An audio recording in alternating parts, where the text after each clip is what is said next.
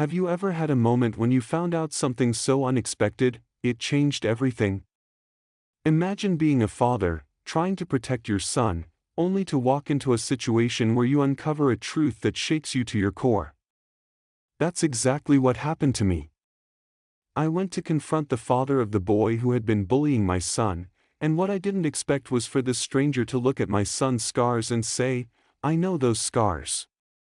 Let me take you back to the beginning of this incredible story. I had been a single father for 5 years now. It all started after the apartment fire that took my wife, Hannah, and left my 3-year-old son, Ethan, with severe burns on 30% of his body. The burns healed physically, but emotionally, we were both struggling. For years, Ethan had been carrying the weight of what happened. He was 8 now, a bright, sensitive boy who loved dinosaurs and building with Legos.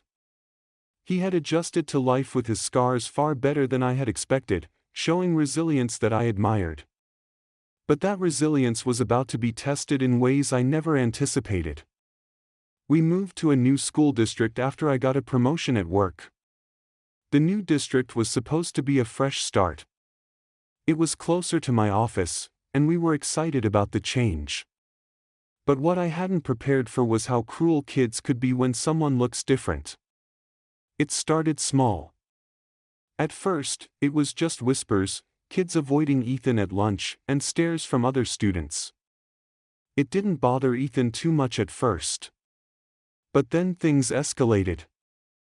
There was a boy named Tyler Thompson in Ethan's class, and for some reason, he made it his mission to make Ethan's life miserable. Ethan came home one evening, looking a little down, but I didn't think much of it. That was until I heard him say, "Dad, am I a monster?" The words hit me like a punch in the stomach. "What do you mean, buddy?" I asked, kneeling down to look at him. "Tyler says I look like a monster because of my arms. He says that's why my mom died, because monsters can't have normal families." Ethan's voice cracked with the weight of his words, and my heart broke. I could feel the rage building inside me.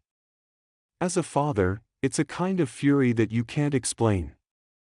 "Ethan, look at me," I said, pulling him into a hug.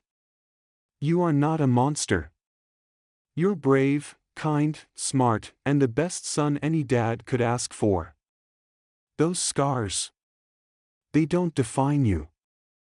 They show that you're a survivor. You're stronger than anything life can throw at you." I tried to comfort him, but it wasn't enough. The bullying didn't stop. If anything, it got worse. Tyler convinced other kids to avoid Ethan, calling him the burned kid and spreading rumors that his scars were contagious. Ethan started having nightmares again, something that hadn't happened in over a year.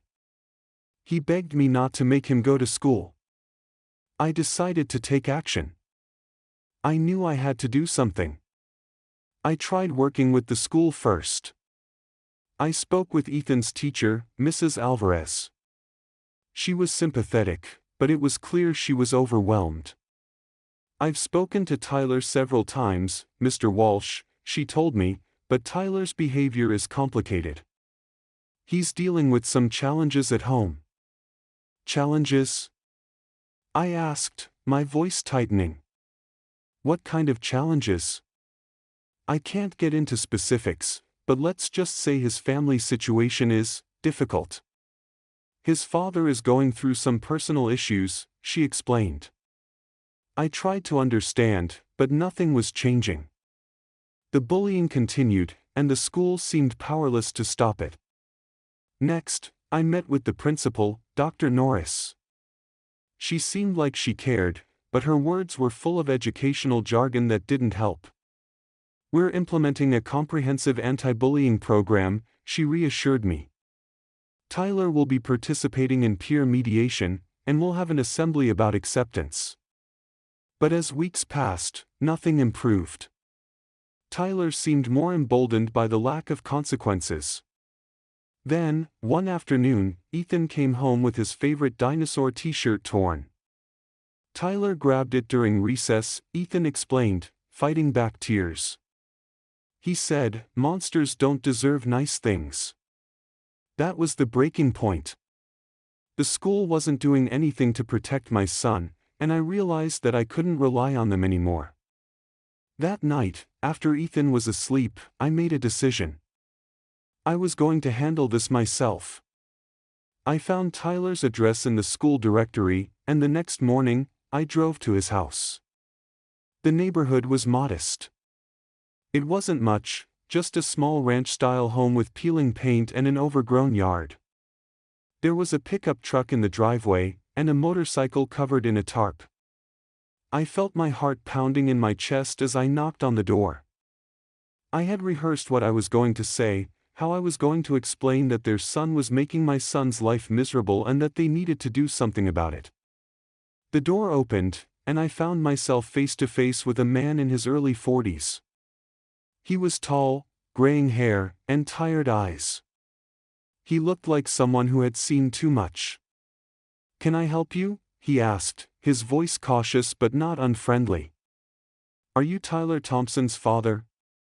I asked. "I am," he replied, stepping back. "Come on in. I think I know why you're here."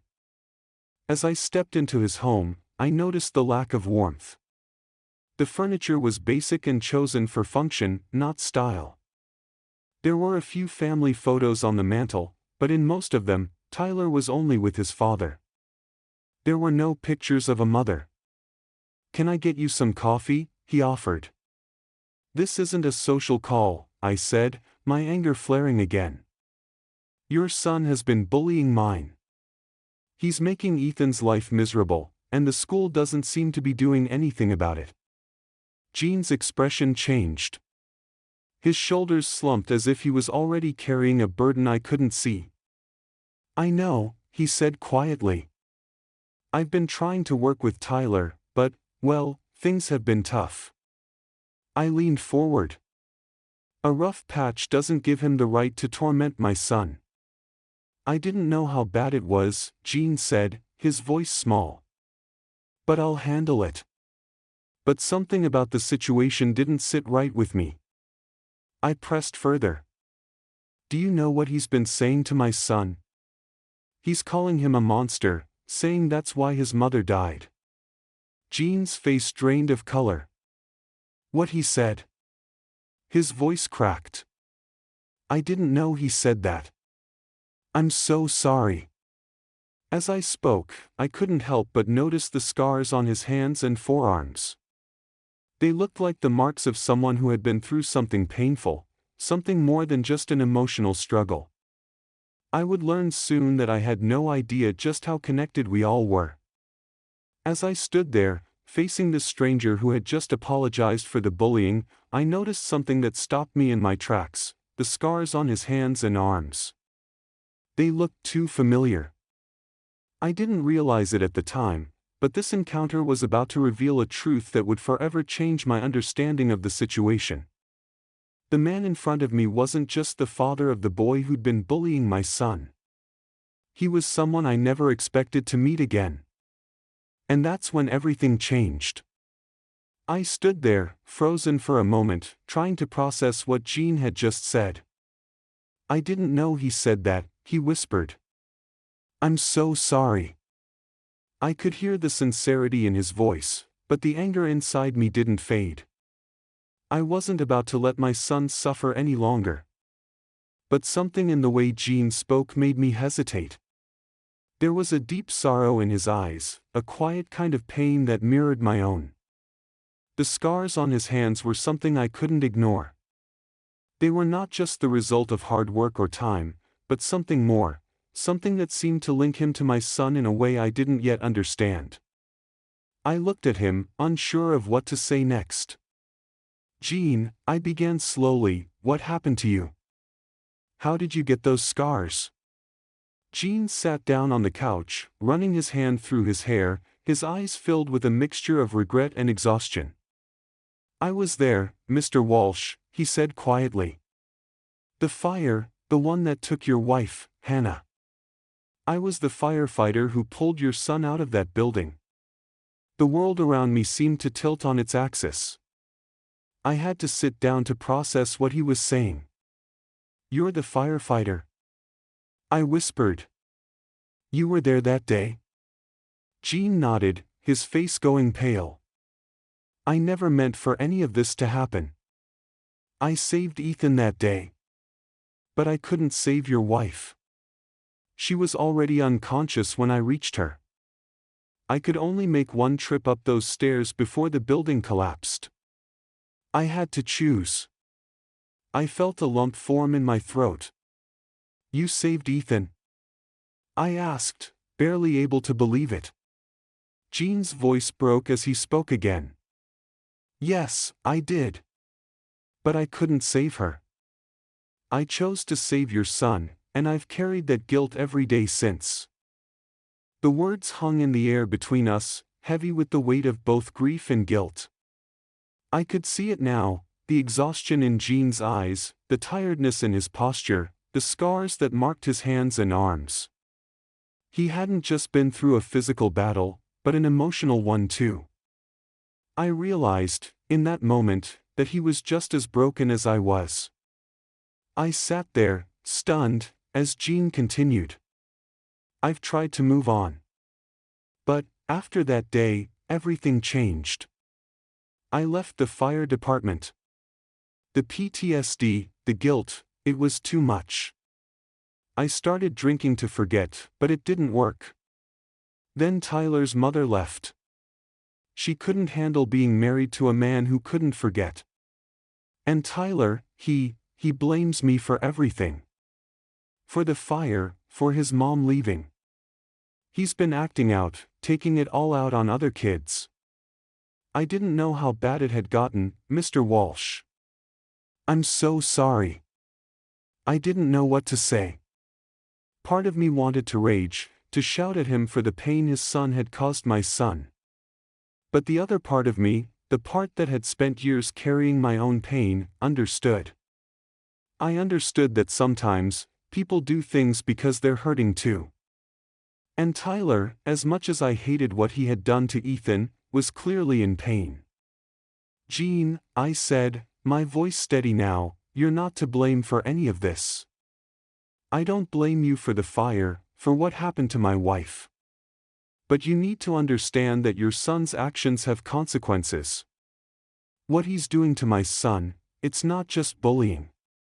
It's damaging Ethan in ways I can't even explain." Gene nodded, wiping away a tear. "I know," he whispered. "I didn't realize how deep the damage went. But I'll fix this. I promise you, Mr. Walsh, I will fix this." The conversation shifted from anger to something else, understanding. Gene didn't excuse Tyler's behavior, but he acknowledged it. He knew he had to do something to stop it. And that was the first step. I could see, through the pain and regret, that Gene was genuinely trying to make things right. "I know this doesn't make up for everything," Gene said, "but I need you to know that I am going to handle Tyler. I'm going to make him understand what real courage looks like." I could feel a sense of relief wash over me. For the first time in weeks, I felt like maybe, just maybe, things were going to get better. But there was still one thing left to address. I wasn't ready to forgive Tyler, not yet. He had caused too much pain. But I needed to make sure that he understood the weight of what he had done. "Gene," I said, my voice calm but firm, "I need you to do something for me. I need you to sit Tyler down and explain to him what he's done. He needs to understand the real consequences of his actions. And he needs to know the truth about what happened that day, the day of the fire." Gene looked at me, his eyes filled with understanding. "I will," he promised. "I'll make sure he knows everything. And if you're willing, I'd like for Ethan and Tyler to meet. I think it's time for Tyler to learn who Ethan really is." I agreed. It wouldn't be easy, but if this was going to work, the boys needed to understand each other. They needed to hear the truth from the people who had been affected by it most. The next day, I walked into the school with Ethan, holding his hand tightly. He was nervous, his small fingers gripping mine as we approached the front door. We were about to meet Tyler, the boy who had tormented him for weeks. But this time, it wasn't going to be a confrontation. It was going to be something much more important, a moment for Ethan to see the truth, for Tyler to understand the impact of his actions, and for both boys to take the first steps toward healing. As we walked through the school's front door, Ethan's steps slowed. He tugged at my sleeve nervously. "Dad, what if Tyler is still mean to me? What if he says something else?"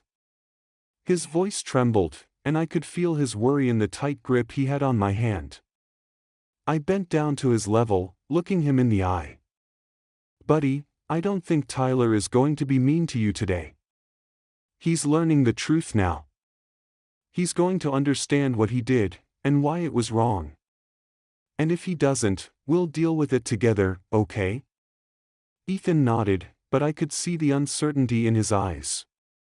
He was a brave kid, but this had been hard on him. I couldn't blame him for being scared. As we made our way to the principal's office, we saw Gene standing by the door. He gave me a small nod, and I returned it. He looked nervous too, but there was a quiet determination in his eyes. Tyler was right behind him, his head lowered, his expression defensive. "Ethan," Gene said softly, "this is Tyler." "Tyler, this is Ethan. I think it's time you both had a talk." Tyler barely looked up at Ethan. There was an awkward silence as the two boys stood there, unsure of how to begin. Tyler's eyes flickered nervously from Ethan to me, then to Gene, who stepped forward to break the silence. "Tyler," Gene said gently, "I need you to listen. I'm going to tell you something that I think you need to hear. The boy standing in front of you is the boy I saved 5 years ago in that fire. His name is Ethan. And those scars you've been calling ugly." Gene paused, making sure Tyler was paying attention. "They are proof that this boy is a survivor. He is stronger than most people I know, including me. Ethan didn't choose to have those scars. But he chose to live. He chose to fight."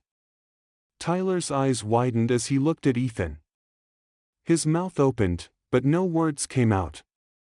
For a moment, the room was silent except for the sound of our breathing. Ethan, still holding my hand, shifted his weight from one foot to the other, but he didn't pull away. I could see that he was nervous, but there was also a quiet strength in the way he stood there, listening to Gene. Gene continued, his voice thick with emotion. "The day of the fire, I had to make a choice. I could only save one person. I saved Ethan because he was conscious. He was fighting to survive. Your mom," Gene choked on the words, and I saw his hands tremble. "Your mom was already unconscious when I reached her. I couldn't save her, Tyler. And that's something I've carried with me every day since." Tyler's eyes welled up with tears. He opened his mouth to say something, but nothing came out. Finally, he spoke, his voice barely above a whisper. "I didn't know. I didn't know, that was him. I didn't know he survived." I could see the realization dawning on Tyler's face. All this time, he had been cruel to Ethan without understanding what he had been through, what it had cost. But now he was starting to see the truth. This wasn't just some random kid at school, this was the boy who had been through the unimaginable, the boy who had survived a fire, who had lived to tell the tale. Ethan looked up at Tyler, his voice soft but steady. "I'm not a monster. I'm just me. And the scars? They're not ugly. They're part of me. They tell my story. They tell the story of what I survived." Tyler blinked rapidly, as if trying to hold back tears. His lips trembled as he took a step closer to Ethan. "I'm sorry," he said, his voice cracking. I didn't mean to. I didn't know. Ethan took a deep breath, his chest rising and falling as he considered Tyler's apology. He wasn't sure if he should accept it, but after a moment, he nodded slowly. "It's okay," he said quietly. "I forgive you." There was a brief silence, and I could feel the weight of the moment settle in. This wasn't just an apology, it was a turning point. It was the moment when Tyler understood the depth of his cruelty, and the moment when Ethan chose to let go of the hurt. Gene stepped forward, putting a hand on Tyler's shoulder. "Tyler," he said, "I'm proud of you for listening. You need to understand that what you did hurt Ethan. But what matters now is that you've learned from this. You've learned what it means to be kind, to be brave, to stand up for others. And you've learned that scars don't make people less, they make them stronger." I watched as Tyler looked at Gene, then back at Ethan. "I want to be your friend," Tyler said, his voice earnest. "I want to make it right. Can we be friends?" Ethan looked at me for a moment, his eyes searching for reassurance. I gave him a small nod, silently telling him that it was his decision. After a brief moment, Ethan smiled slightly. "Okay," he said. "We can be friends. But you have to promise not to bully anyone else." "I promise," Tyler said, his voice full of sincerity. He extended his hand to Ethan, and after a brief hesitation, Ethan took it. The two boys stood there for a moment, shaking hands, both of them a little unsure but willing to move forward. I couldn't help but feel a sense of pride, not just for Ethan, but for Tyler too. The change I had hoped for was finally starting to take shape. Gene and I stood to the side, watching the boys interact. Tyler and Ethan were talking now, about Legos and dinosaurs, things that normal kids talked about. The tension in the room had lifted, replaced by the sounds of two boys connecting, finding common ground, and moving forward from their past. As the boys continued to talk, Gene turned to me. "I never thought it would be like this," he said softly. "I never thought Tyler would learn this lesson in this way." I smiled. Sometimes the most unexpected connections teach us the most. As I watched the two boys talking, laughing even, I realized how much had changed in such a short time. A single conversation, a moment of understanding, and a promise to do better could transform everything.